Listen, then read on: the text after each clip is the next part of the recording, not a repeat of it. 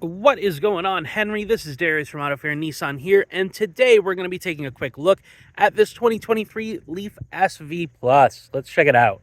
Starting right here in the front end of the car, just underneath the emblem, is going to be one of your 4 cameras for the around view monitor system, which is also one of 5 on the car total. So you do have your cameras on each of your outside mirrors, there and there. One on the back for your backup camera, the one down there, as well as one up top for your lane departure warning and pedestrian detection. Looking down here again, we're gonna have our panel here for our charge ports. Fortunately, they put it right in the front so that whether you pull up on the driver or passenger side of wherever your charger is, you can access it. You got your level 1 and 2 charger there, and then your level 3 DC fast charger. That is the Chatamo style port. And close that back up. That's remote open from inside or from the key fob as well. So on the fob here, I'm just going to get it out for you. You've got your buttons for lock, unlock to open the charger port there, and then your alarm. If we press and hold that, pops it right open. And taking a look from the side of the car here, just to give you a profile of it, you can see it's got some nice looking wheels on it, as well as the overall profile of the car is really nice, whereas it's like the size of a compact sedan, but you get a little bit of extra trunk space because of the hatchback, as well as it's actually pretty spacious on the inside. We're going to come up to here as well and look in the window sticker. I'm just going to point out a couple of key things on here for you. EPA estimate is 212 miles. Definitely dependent on how you drive. I've seen people get about 300 miles out of a charge on the Leaf SV Plus. You can see here performance spec 214 horsepower. That's 160 kilowatt motor, 60 kilowatt hour battery. And if you come down to a few of the nice features for convenience, you got the Pro Pilot Assist, which is your adaptive cruise control with the intelligent distance pacing and steering assist. Now coming down to, you're going to see there, it lists the front heated seats. What it doesn't actually list on there is you've also got your heated steering wheel. That's your button for it right there, the little steering wheel with the bacon on it. So that's another nice thing that's going to be included on the car, just to add to the convenience aspect of it too. While we're back here, let's take a look inside of the back seat, just give you a feel for that. Plenty of leg room. I'm an average height guy, so where the seat is comfortable for me, that still leaves plenty of room for somebody to sit directly behind the driver. No issues there. And then you've also got your cup holders and some USB ports in here as well. Let's hop to the trunk, shall we? From back here now, you can see kind of the width and the profile of the car. And this way, you've got this nice piano black fascia on the back, just below the rear wiper. Now, I'm just going to give a quick pull of this right here. It's a little button that unlocks it there. It's all hydraulic. You're going to have your charge cable that's included with the car. Down here, you're going to have your floor mats, your first aid kit, your trunk mat, and an emergency roadside kit as well. So that's pretty handy. One of the things that's really nice in here is that the trunk space is really deep. So what it lacks in the total length of trunk to keep the car a nice compact footprint, you make up for with having some depth there as well. So it's really handy.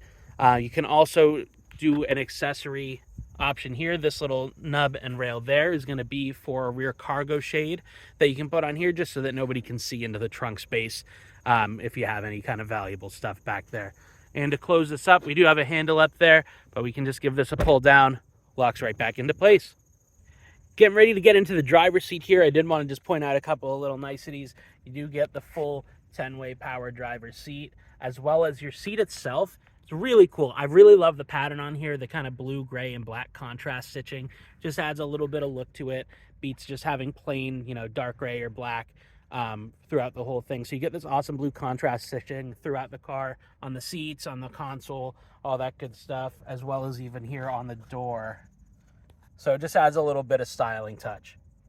Now that we're in here from the driver's perspective, you can see what the inside of the car looks like. It's very similar Nissan taste if you're already familiar with the brand. So steering wheel controls are going to be laid out all approximately the same, as well as like your basic controls and stuff.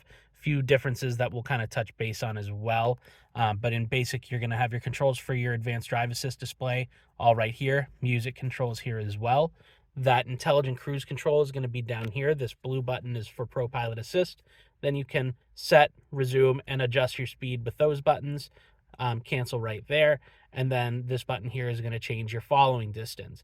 Now, part of that, like I had mentioned, was the steering assist, and there is a quick on-off button for it down here. Right next to your heated steering wheel is your steering assist button. So if you don't like having the steering assist, or if it's an inconvenient time to have the steering assist, for example, if you're in a construction zone, you can press that and it'll disable that steering assist function until you hit the button again or go in through the settings on the advanced drive assist display. Your headlight controls are going to be over here on this stock. They are automatic lights. Your fog light controls are there as well. And where this is pushed forward into the high beam position and the headlights are in automatic, it'll do automatic low beams and automatic high beams. So that's pretty handy. Let's fire this up. You can hear the engine roar to life. So I'm going to put my foot on the brake. I'm going to press that button, and you're going to see on here.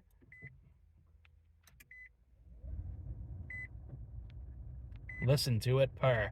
Obviously, you don't really hear anything aside from a couple of beeps, and then the speedometer needle does its little motion there where it goes up and back down, and then all your display kind of comes to life. You do have built-in navigation in here. You've got Sirius XM capability in here, as well as you've got Apple CarPlay and Android Auto in here. So a few niceties in there for your convenience. Also, that camera system that I mentioned, the around view monitor, that's this right here. A few presses of the camera button will cycle you through your different views.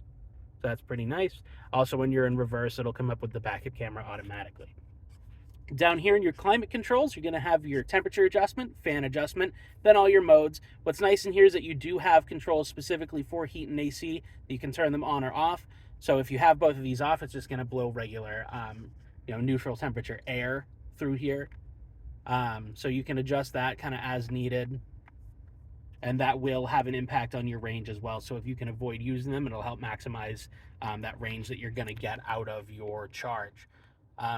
Obviously, make sure you're comfortable, but it's just something to bear in mind that does have an impact that is going to be a little bit different than what you may be used to in a gas car if this is going to be your first EV.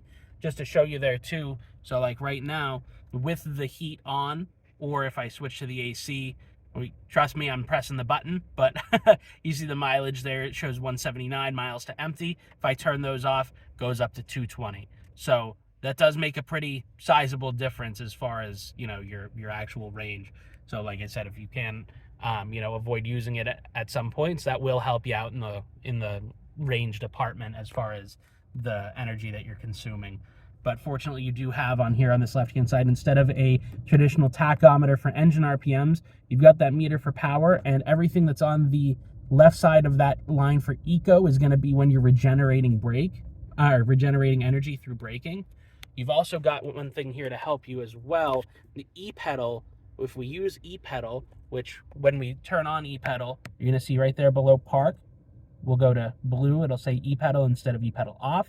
E-pedal is going to allow you to do one pedal driving, where the car will use very heavy regenerative braking to help you bring back some of that potential loss in battery power through acceleration. So you'll coast a little bit less, it'll start slowing you down more, but you can also circumvent a lot of use of the brakes by using that e-pedal function and help save some of your battery life.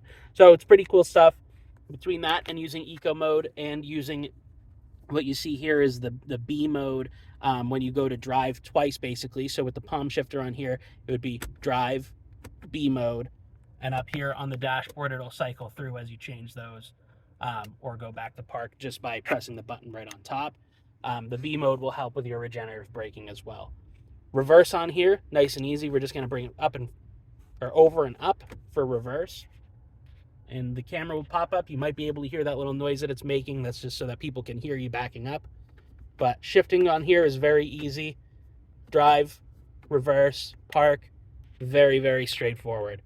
Your heated seat controls are also going to be over here for driver and passenger, right by your USBs and your power button for the car. Last thing to show you down here on the console is your parking brake, which is going to be pull up to engage, foot on the brake, and push down to disengage. Very straightforward, very simple. But if there's anything that you're hoping to see in here that I may have missed, go ahead and leave a comment or let us know through, call, text, email, whatever you may be communicating with us through. But yeah, if any questions, anything like that, go ahead and ask. Don't be afraid. I'll put my contact information down in the description as well. If you do want to set up a time to see the car, I don't blame you. I definitely suggest, if you're considering one, especially as your first EV, it's definitely worth taking a drive, spend a little bit of time learning a little bit more about the platform itself and kind of some of the differences that you might see versus your standard gas car. But you can schedule that time in with me directly or through our internet department if you're already in contact with them. But go ahead and make that appointment on there. And if you have questions, let me know. Otherwise, feel free to stop by. We are located at 45 Portsmouth Ave in Stratham, New Hampshire. Thanks for watching. Thanks for your time. We hope to see you soon.